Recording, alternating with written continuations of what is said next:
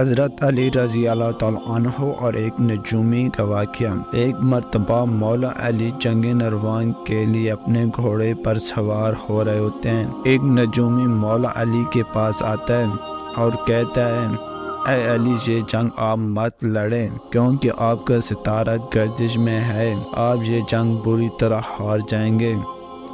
مولا علی اس کی بات سن کر گھوڑے سے نیچے آ جاتے ہیں اور اس نجومی کو کہتے ہیں، اچھا تم ستاروں کے حال جانتے ہو؟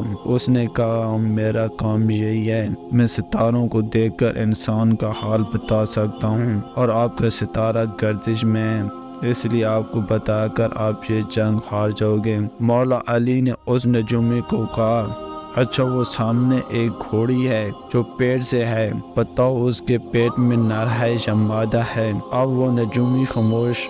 مولا علی نے کہا، تم تو کہہ رہے تھے کہ میں ستاروں کے حال جانتا ہوں، یہ تو تمہاری نظروں کے سامنے ہے تو تم اس کا حال بھی نہیں جانتے۔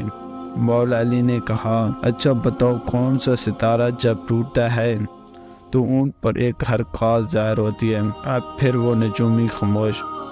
مولا علی نے کہا، اچھا اس میرے گھوڑے کے پاؤں کے نیچے زمین پر ایک چیز ہے، بتاؤ وہ کیا ہے؟ نجومی خاموش۔